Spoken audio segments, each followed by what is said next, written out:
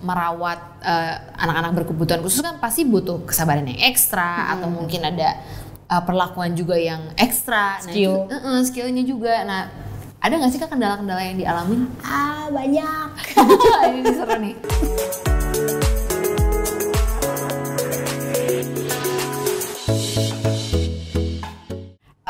Ada sebuah kayak stigma gitu ya di tengah masyarakat umum.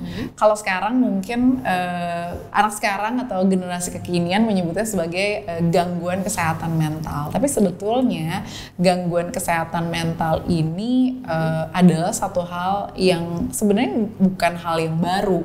Tapi karena adanya digitalisasi gitu ya, informasi sekarang udah lebih gamblang, kita bisa mengakses informasi lebih gampang. Jadi alhamdulillah informasi tentang kesehatan mental atau gangguan kesehatan mental itu lebih mudah kita dapetin sampai bisa diregulasi dengan cepat, ada tindakan preventifnya gitu. Istilah healing tuh jadi populer banget karena kalau yang aku tahu berdasarkan mungkin nonton film, baca artikel, baca jurnal, pengalaman dengan beberapa orang-orang terdekat juga gitu ya. Ada beberapa yang aku tahu, kebetulan aku kenal gitu ya, orang yang mengalami gangguan kesehatan mental. Mungkin level terburuknya adalah yang kita kenal atau stigma itu akhirnya kita kenal sebagai gangguan jiwa. Gitu. Kan sebenarnya sama aja kan, gitu. Gangguan jiwa yang akhirnya mungkin ada bahasa yang kurang nyaman didengar, wah orang gila dan sebagainya. Padahal semua itu ada triggernya. Dari mana asalnya? Apakah orang tuh langsung kalau misalnya kita lihat di jalanan orang compang-camping yang nggak tahu arah, orang yang delusional dan sebagainya itu masuk klasifikasi tertentu dan sebagainya.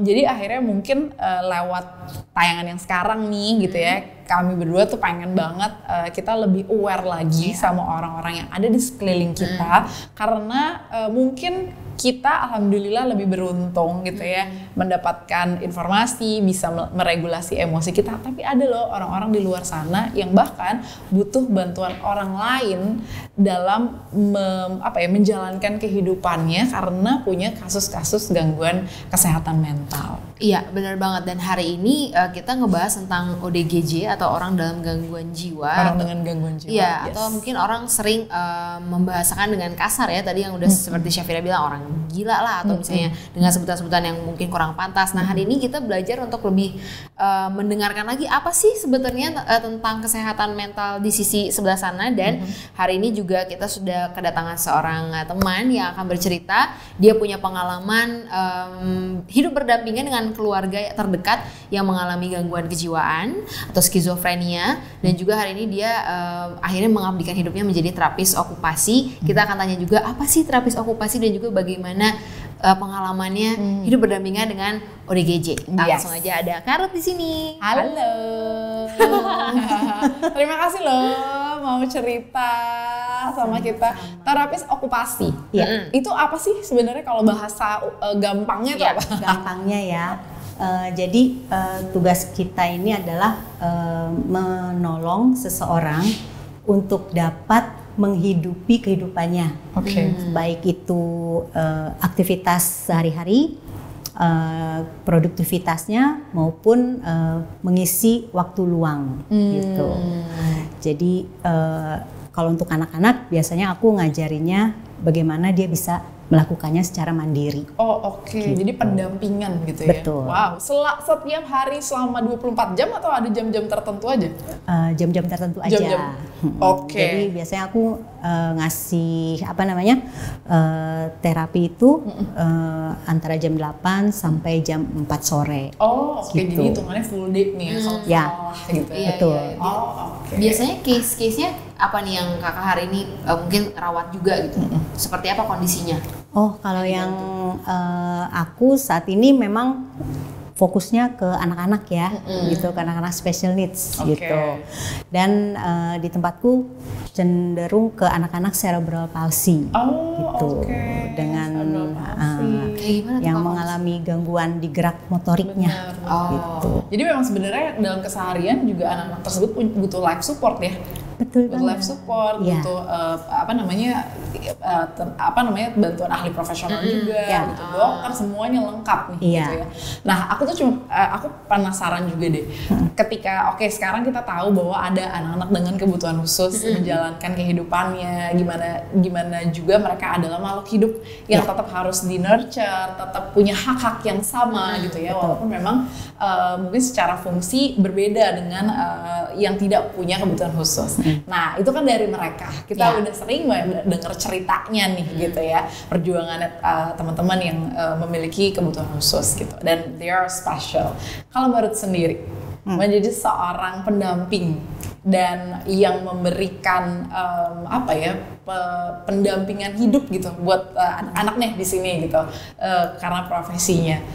Apa yang dirasakan sih gitu sampai akhirnya mengabdikan diri menjadi seorang yang membantu menjadi life support bagi mereka?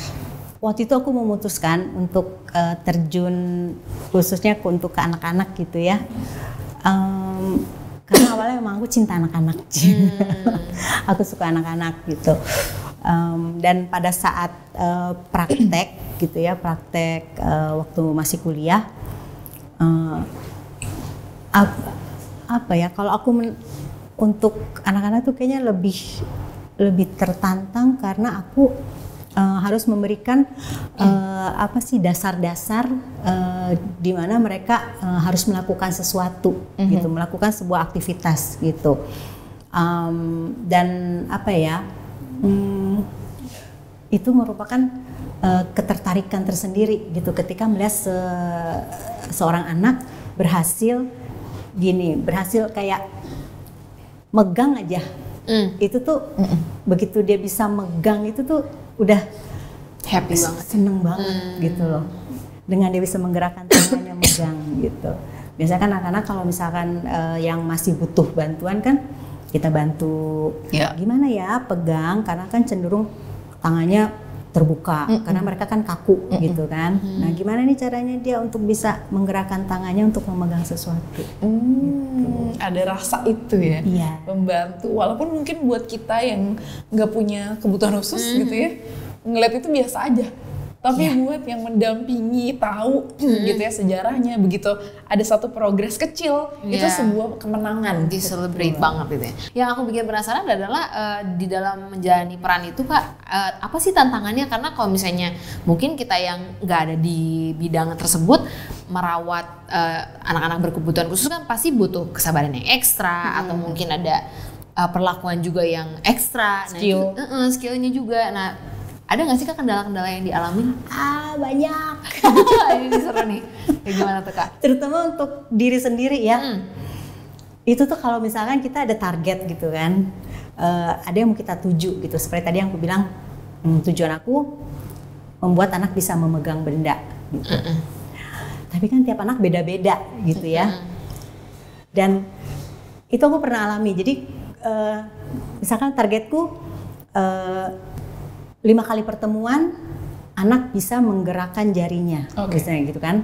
Nah, itu kalau aku udah 5 kali pertemuan terus anak nggak bisa begini nih gerakinnya, itu aku yang kayak udah deg-degan, kepikiran, iya. Terus itu bisa kepikiran terus. Itu waktu pertama kali aku terjun ya, itu bisa semalaman aku tuh nggak tidur. Aku mesti ngapain ya? Aku mesti gimana lagi gitu. Itu cukup membuat jujur tuh membuat saya agak tadi apa nih? Pressure gitu, breakdown juga gitu ya. Betul. Oh gitu. Iya. Biasanya apa yang dilakuin ketika ada terjadi hal demikian gitu? Nah,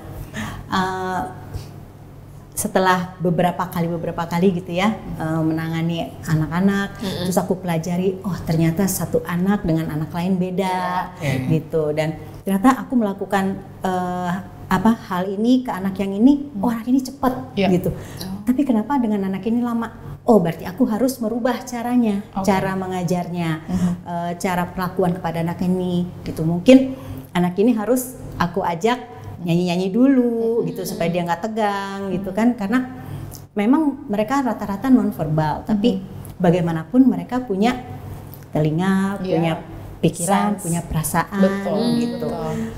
Jadi aku coba ajak anak untuk relax dulu, Betul. gitu. Terus bantu lagi, yuk bisa yuk gitu kan, Oke. bisa yuk gitu. Yes. Jadi ulang lagi. Bener, apalagi kan kita tinggal di negara yang secara infrastruktur sebetulnya tidak mensupport ya, gitu kehadiran anak-anak berkebutuhan khusus, yang dewasa juga, gitu ya, gitu. Karena ya kalau apalagi kayak sekarang kita ada ya lokasi di Jakarta gitu, dimana mungkin taman nggak segede-gede yang ada di luar negeri, atau mungkin jadi sehingga anak-anak dengan kebutuhan khusus ini nggak bisa mandiri gitu ya, apalagi di usia-usia yang sangat kecil gitu. Ada lagi mungkin kembali lagi ke yang awal tadi tuh Mbak Ruth, yang kita berdua bahas tentang sebuah kondisi di mana seseorang mengalami gangguan kejiwaan.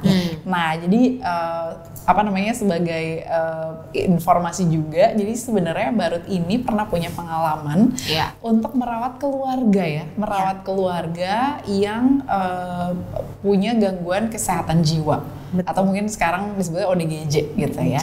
Nah, apalagi dengan orang ODGJ gitu, banyak banget stigma-stigma negatif, bahkan dijauhin, kayak nggak punya hak hidup, seolah-olah kayak wah udah nggak usah ada aja ibaratnya gitu. Karena satu, kita masih menganggapnya sebuah aib, kedua sampah masyarakat gitu. Padahal sebetulnya kasus-kasus ODGJ ini atau mereka-mereka gitu ya, itu tuh ada triggernya ya, ada sebab akibatnya. Nggak ada orang lahir dalam kondisi udah punya gangguan kejiwaan mental gitu ya. Mungkin kalau tadi berkebutuhan khusus ada, tapi kalau orang-orang dengan kesehatan namanya juga mental gitu, berhubungan dengan psikologis, emosi dan sebagainya. Nah, Mbak Ruth mungkin bisa cerita nih pengalamannya.